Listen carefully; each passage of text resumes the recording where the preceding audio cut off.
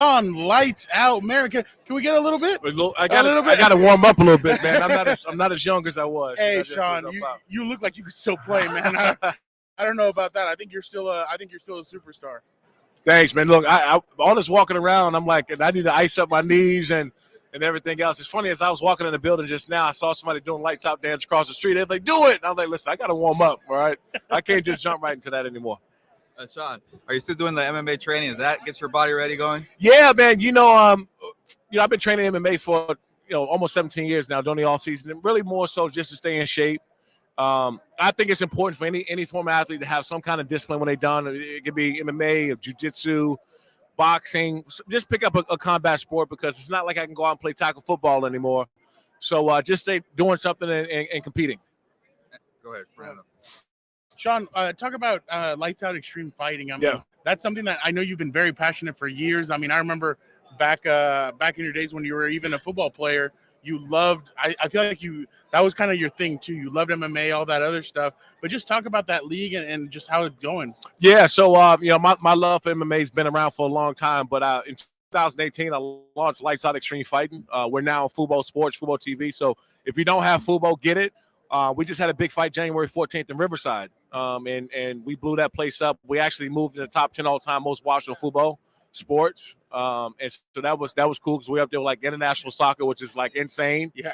And it's been fun for me, because we get these young up-and-coming fighters an opportunity. And I'm looking to get fights down in San Diego, some here soon too, looking at some venues, and try to get a fight out there May or June if I can pull it off. Just talk about how tough it has been. I mean, starting a company from scratch, doing what you're doing, just how tough has it been? How tough has the journey been to get this going and into the success that it is now, and where you're planning to take it to the next level? I used to hear the quote of people that say, it's not work if you love doing it. And, for me, when you leave the locker room, you'll talk to any one of these guys, former athletes, first thing they'll tell you is, they missed the locker room, they missed the guys. And so for me, I get a chance to be around these crazy fighters all the time, just talking trash and working with them. Sometimes I'll jump in a fight camp for a couple of days and just train and stuff like that. So that's how I'm able to stay with it.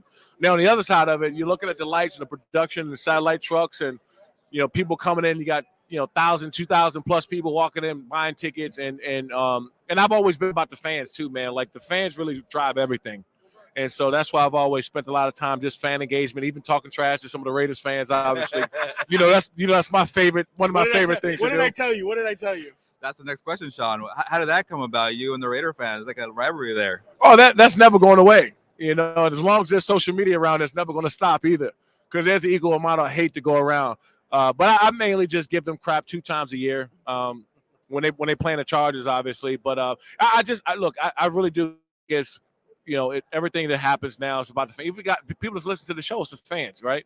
If people download it or they're listening to it live or whatever it is, they're listening to it because they like the product. They like what you guys are talking about. So, that rivalry with the Raiders is never going away. I can tell you that. I told them Raider Week was something unique when a couple of years. I mean, when you because Marty, exactly, right? Marty shot. So I didn't know, right? When I got drafted by the Chargers, I'm like, okay, the Raiders in the division. I can see you hate them, right? Marty, like, no, this is a different level of hate.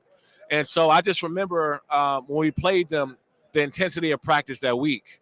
Guys were tackling, like taking guys to the ground. I'm like, hold on, when do we start tackling in practice? And Raider Week was just a different level of just the hatred that was there. And he really, Marty Schottenheimer instilled that in all of us, really. Shawne, let me ask you about this current Chargers team. 2022, they made the playoffs, but that game in Jacksonville, I'm not sure if it still stings to you. But watching this team, kind of, some struggles getting to the playoffs, was that what you liked that at least, or were you thinking, man, it could have been so much more? Well, I turned the game off when they got 20-something nothing. So I had our fight. We had our fight in Riverside the same night as the game, and so I had people there playing it live on their phones, and then I'll come over every 5 minutes or every between a fight, I'll come and check. Hey, what's the score? Oh, it's 14 of them, 17 of them, 20. Okay, cool. And I stopped basking. Right, I completely okay, cool. The game is over.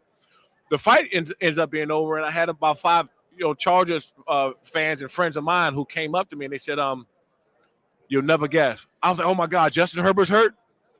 I think is somebody injured, right? Did somebody go down? They said no, the Chargers lost. I said no way, it's impossible. It's impossible. So yeah, that stung because they really do have a great team all around, and to see them go out like that, it beat us all up. Shawne, a lot of Justin Herbert received a lot of unwarranted hate last year. Media members, other people coming out about him. What have you made about Justin Herbert? Well, look, it's the same thing that I think we all dealt with Phillip because he didn't win a ring, right? So if you put Phillip Rivers' stats up against anybody that's in the Hall of Fame, he deserves to be in there, no question about it. But it's always going to be that factor with Phil and now with Herbert to see how far he can win in the playoffs, because they got it. I mean, they got a squad all the way around from every single position. They got guys who can go out and play, but until they get over that hump, that weight is not going to be off his back. But look at his stats. Look what he's done in this short period. I mean, he's holding records. He's set records that's never been done in the National Football League. So I guess that people always find a stat to make their point make sense, and that's what they're always going to use. Shawne, one question about the Chargers defense with Brandon Staley, Joey Bosa, Derwin James, Khalil Mack. The names sound pretty nice, but what did you see about this Brandon Staley scheme kind of developed throughout the whole year? Well, I think they made the appropriate adjustments with the new coaches they brought in.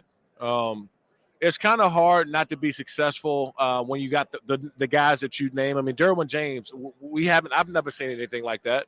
And I played with some guys before. I played with, freakish athletes. Cromartie was a freakish athlete. Derwin James is a monster. It's something we haven't seen it. And so they had a ton of injuries also. I mean, they was the most injured team in the National Football League at one point. And for them to get in the playoffs was already like, oh my God, these guys got in the playoffs. That's next to impossible. The probability of that many injuries and still getting into the playoffs. So I give them credit, and that's why I give Brandon Staley credit for getting them there. But I think that the hump that they need to get over is what they did during the offseason already and bringing in Kellen Moore.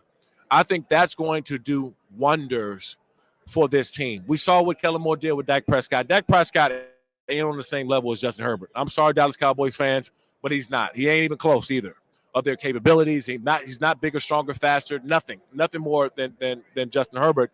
So what Kellen Moore is going to be able to do that offense is going to be legendary, I believe. Shawne, I got a quick question for you. We were there. Him and I were brothers.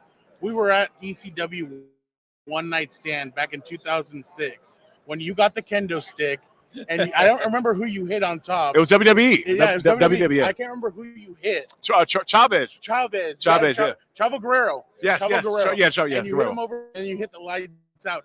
What WWE? I feel like that's another kind of you like some stuff like that, but just talk about that night. Yeah. So when they called me to do it, obviously it being in San Diego and me growing up the biggest WWE fan there is. I mean, I was team WWE for life.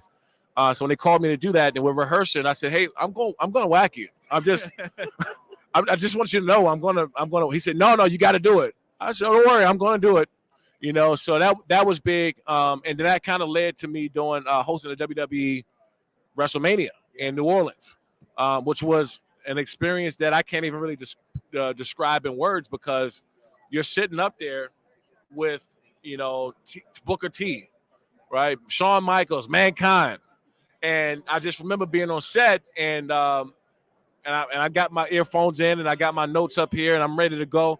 And they brought out Hulk Hogan and they play this music. I'm like, okay, I'm being a fan a little bit. I'm working. Oh, yeah. I need to relax, right? And then they brought out Stone Cold Steve Austin. I heard the glass break and dun. I'm on set and I'm fidgety, right? I can't stop moving at this point. And finally I calm back down and all you heard is, "If you smell," I said, "That's it. I'm out." Right? I can't. We were live on air, and I took my earphones out and I watched it. And I said, "I'm not missing this. This is it's one of the best moments." I got a chance to train out there to perform in a performance center in Orlando with Triple H, Hunter, and all these guys. I got a chance to work with a lot. Dusty Rhodes was down there before he passed. We sat around and talked for 3 hours about football in the office. So I got some, really good experience with that. Shawne, these stories are great, but I know you're busy. But one more question. 57, Eagles, Chiefs. Can I put you in the spot? Who's going to win this game? I'm taking the Eagles. I think the Eagles are the best team in football. They don't just have – they're not great at one position. They're great at a lot of positions. They have the deepest defensive line that we've ever seen in the last decade. Whenever you got Pro Bowlers and All-Pros and future Hall of Famers coming off the bench, you're in trouble. And as great as Patrick Mahomes is, and he is great, him and Kelsey are one of the best duos we're going to see for a long time. But I don't think that they can find a way to beat this fully stacked Philadelphia Eagles team.